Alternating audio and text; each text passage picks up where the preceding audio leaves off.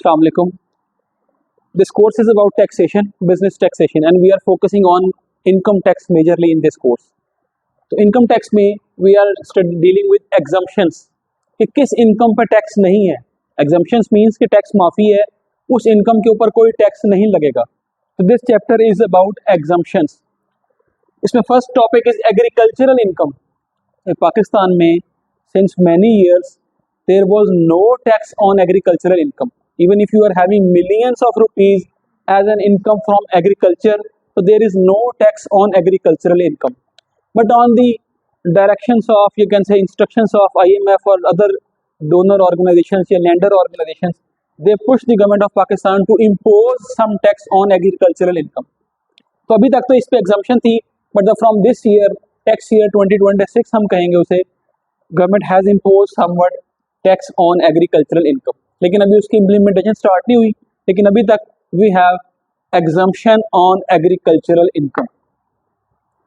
When you are having income from agriculture in the form of crops है, yield है, वो एक list given है what is constitutes agricultural income and what does not constitute agricultural income. That we have covered in previous lectures कि what is agricultural income and what is not.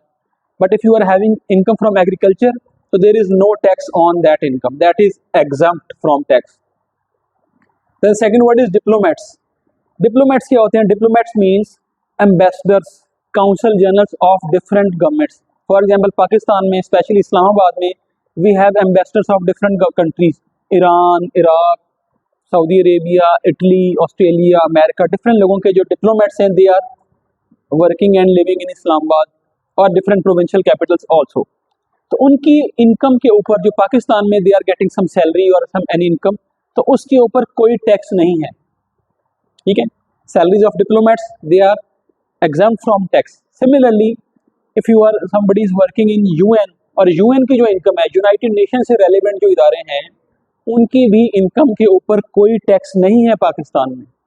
There is no tax on the department that are relevant to United Nations. United Nations, UN, that is an international body, regulatory body that regulates all the countries of the world. तो पाकिस्तान में जो लोग UNICEF, UNESCO, UNDP, ये different UN के इदारे हैं, FAO, different इदारे हैं. तो जो लोग उस पर जॉब कर रहे होते हैं, जनरली इनकी जॉब्स का एक बेनिफिट ये भी होता है कि there salary is tax free. Officials of foreign government, तो फॉरेन गवर्नमेंट के, चाहे लेट्स सपोज चाइनीज गवर्नमेंट के कुछ लोग पाकिस्तान में काम कर रहे हैं, तो उनकी सैलरीज के ऊपर भी पाकिस्तान में टैक्स नहीं होगा. और इसी तरह से उन्होंने पाकिस्तानी ऑफिशियल्स को भी वो रियायत दी हो. मतलब both countries have given tax exemptions to the individuals working in other countries. तो फॉरेन गवर्नमेंट के जो भी एम्प्लॉयज पाकिस्तान में काम कर रहे हैं, there income, there salary is tax free, उसके ऊपर कोई टैक्स नहीं लगेगा. And sometimes international agreements, sometimes different countries have some bilateral or multilateral agreements. Bilateral agreements means when two countries have some agreement. For example, Pakistan and China has an agreement कि जो Pakistani China में job करेंगे and the Chinese who work in Pakistani region, they will be given tax break or tax exemption. तो अभी recently इस वक्त जो agreement चल रहा है उसमें यह है कि दो पाकिस्तानी जो चाइना में जॉब कर रहे हैं, I know some people who are teaching और working in Chinese universities, they are getting some salaries and their salary is tax free up to 2 years. 2 साल तक उनके ऊपर चाइनीज गवर्नमेंट उनसे टैक्स नहीं काटती. जब 2 साल हो जाते हैं देन दे डिडक्ट टैक्स. तो sometimes different countries can have mutual agreements कि how to tax the residents और सिटीजन्स ऑफ दैट कंट्रीज. जैसे सार्क कंट्रीज हैं, SCO कंट्रीज हैं, यूरोपियन यूनियन है, तो they may have different agreements. इसके साथ ही honours and awards, sometimes people some get honours and awards from president of Pakistan, specially on 23rd March and 14th of August. You have heard the titles तमगा बसालत, तमगा इम्तियाज़, निशान इम्तियाज़, तमगा जुर्रत. जब इस तरह के कुछ अवार्ड्स मिलते हैं, sometimes there is also some monetary benefit, साथ कोई फाइनेंशियली रिवॉर्ड भी मिलता है. तो इनकम टैक्स लॉ ये कहता है कि अगर इस तरह की जो भी अमाउंट मिलेगी as an award from president of Pakistan, that would be tax free, tax exempt, उसके ऊपर भी कोई टैक्स नहीं होगा. Similarly, if somebody is getting scholarships, बड़ी हैवी स्कॉलरशिप है, लेट्स सपोज जितना भी है, तो स्कॉलरशिप्स इज टैक्स एग्जम्प्ट। तो स्कॉलरशिप पे जो भी इनकम आ रही है, स्कॉलरशिप मिल रहा है, उसके ऊपर भी कोई टैक्स नहीं है according to Pakistani law, according to income tax ordinance 2001। Income of governments, provincial governments, government of Punjab, government of Sindh, government of KP के, federal government, government of Pakistan. तो गवर्नमेंट्स की जो इनकम है उसके ऊपर भी कोई टैक्स नहीं है, इनकम ऑफ गवर्नमेंट्स के ऊपर भी कोई टैक्स नहीं है, that is tax exempt. Then the word is returning expatriates. Expatriates किसे कहते हैं? Expatriates means the people who are living abroad for many years, now they have decided to come back to Pakistan and they have come back to Pakistan. Many times you heard that people are living in Saudi Arabia for 20 years, now they have moved to Pakistan with all their business. बहुत दफ़ा ऐसे होता है, people are living in Canada, now they have planned कि decided कि they should move to Pakistan. तो इस तरह के वो लोग जो बाहर से आएंगे पाकिस्तान सेटल होंगे और they have, जब वो पाकिस्तान आएंगे तो it is like you can say, उम्मीद है कि वो पाकिस्तान बहुत सारे डॉलर्स भी लाएंगे, यहाँ के अपना घर खरीदेंगे, बिजनेस में इन्वेस्ट करेंगे, तो that will grow, that will give a benefit to Pakistan economy.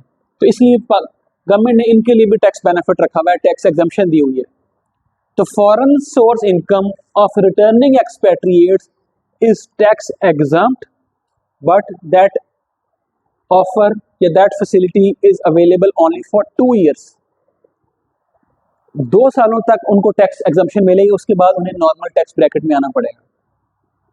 लेकिन इसका मतलब ये नहीं, somebody is living in Kuwait for last 2 years, वो 2 साल से कुवैत रह रहा था, वो पाकिस्तान आ गया है तो वो ये बेनिफिट ले नहीं। उसमें the condition here is he should be living in other country for at least 4 years, कम अज कम 4 साल से he should be living in some other country and he was non resident of Pakistan in those 4 years।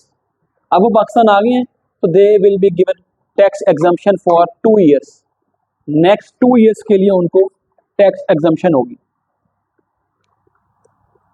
Any trust, welfare trust, NPO, NPO stands for non profit organization. We have talked aloud about it in the previous lectures. Non profit organization, for example Pakistan में Al Khidmat Foundation, Shaukat Khanum, even LUMS is an non profit organization. Different organizations you can have a list from the ordinance. तो trust और NPO की income के ऊपर भी कोई tax नहीं होगा, that would be tax exempt. Sometimes students ask this question and many businesses have this idea कि they also develop some trust alongside their business, कि ये ट्रस्ट बनाने से, ये वेलफेयर इदारा बनाने से उस टैक्स इदारे को, उस कारोबारी इंडस्ट्री को टैक्स का बेनिफिट हो जाता है। तो they give some donation to those trust and they get some benefit for those donation. तो चैरिटी करेंगे तो उसका टैक्स में कुछ ना कुछ बेनिफिट मिल जाता है। अच्छा, एक there is a some misunderstanding कि let's suppose one person is working in Shaukat Khanum Foundation. Shaukat Khanum Foundation की इनकम पे कोई टैक्स नहीं है, ठीक है, but the people, the individuals who are doing job at Shaukat Khanum, उनको टैक्स एग्जम्पशन नहीं है, उनकी सैलरी पे से टैक्स कटेगा।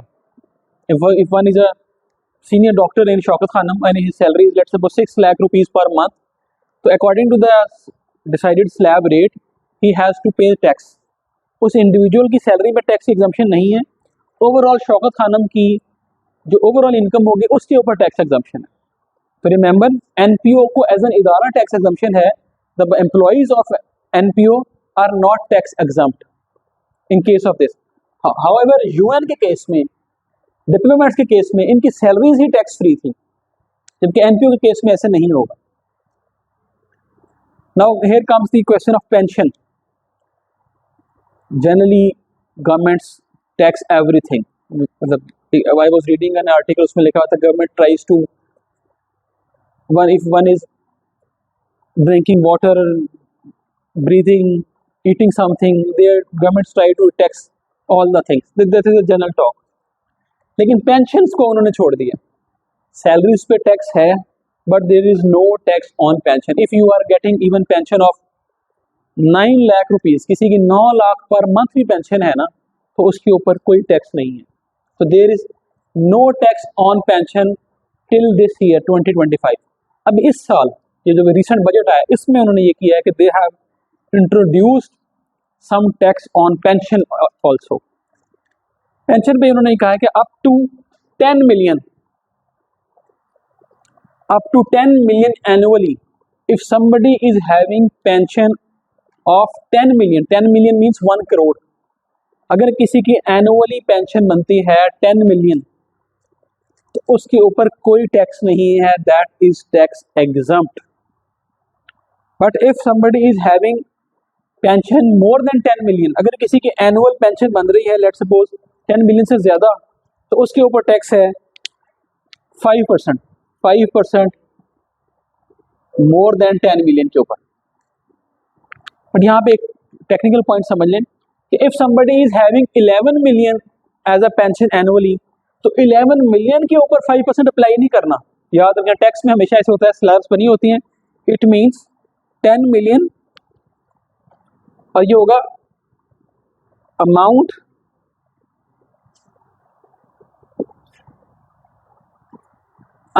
एक्सीडिंग 10 मिलियन, 10 मिलियन तक माफी है, अमाउंट एक्सीडिंग 10 मिलियन का 5% should be the tax. Let's suppose if somebody is getting 11 million as a pension annually, तो 5% टैक्स लगेगा not on the 11 million, just only on the 1 million, क्योंकि 10 million से ऊपर 1 million बनता है। तो whatever the amount exceeding 10 million उसके ऊपर 5% टैक्स लगेगा according to the income tax law, according to FBR। And if somebody is more than 70 years old, अगर किसी की एज 70 ईयर्स से ज़्यादा हो गई है तो उसके ऊपर भी गवर्नमेंट ने कहा है कि देयर इज नो टैक्स, फिर ये 5% वाली कंडीशन भी खत्म हो जाएगी, तो there would be no tax. लेकिन but the question you may ask और this may be revolving in your mind कि sir how one can get so much pension in this country. Generally pension is around 50,000, 1 lakh, 2 lakh maximum. So how one can be getting, just for information और exposure I'm telling you। बाकी बहुत सारे department में हो सकता हो, लेकिन I know कि जुडिशरी में when the retired judges of High Court and Supreme Court, their pension is around 9 lakh approximately, there can be some difference, approximately 9 lakh per month is the pension for judges of High Court and Supreme Court per month। So annually it crosses this limit, and they are not only get pension sometimes, but it is in the rule they also get some petrol or servants for the you can say lifetime servant or facilities like that। तो इस तरह से वो लोग जिनकी pension इससे ज़्यादा है, this is the first time government has introduce this one. May be next year government में रिड्यूस दिस 10 मिलियन में से 5 million, Aahista Aahista they can include all pensioners in the tax bracket. It may be a possibility, this is just a thought. तो ये first time 5% लगा है 10 million से ऊपर pension के ऊपर, उससे करीब उससे कम पे नहीं है। If one person is remember if one person is getting 2 pensions, sometimes people retire, for example in army service people used to get retired when they are retired as a major, they retired at the age of early 40s, 42 43 के as में। Let's suppose कोई retire हो गया, now they have joined Fauji Foundation और the Askari Bank, फिर वहाँ पे service की है 10-15 साल, now they are retired from that organisation, तो they are getting let's suppose 2 pension, let's suppose, तो दोनों पेंशन टैक्स एग्जाम नहीं होंगी। The higher pension would be tax exempt, the lower one आम जो टैक्स सैलरी का टैक्स का slab rate है वो अप्लाई होगा, तो एक पेंशन टैक्स एग्जाम्प्ट होगी। One more thing, if one person is getting pension from the same employer, from the former employer from which whom he is getting salary, जिससे salary ले रहे थे वही दोबारा हायर हो गए हैं, ठीक है, मतलब एक बंदे ने रिटायर हुआ और उधर ही दोबारा हायर हो गया, अब उसको पेंशन भी मिल रही है और उसको सैलरी भी मिल रही है। इस तरह के केस में गवर्नमेंट ने कहा है कि there would be no exemption on pension. अगर आप सेम ऑर्गेनाइजेशन में एज अ पेंशनर आ गए हैं और वो सैलरी मिल रही है बाद में, you have joined on contractual basis whatever the basis, तो पेंशन फिर टैक्स एग्जाम नहीं होगी अगर आप उसी एम्प्लॉयर के पास आएंगे। If you are getting salary from some other employer, ठीक है, तो फिर उसकी तो सैलरी में टैक्स लगेगा, पेंशन टैक्स एग्जाम्प्ट हो जाएगी। But if you are rehired after retirement by the same employer तो फिर पेंशन पे टैक्स एग्जाम्पशन नहीं होगी।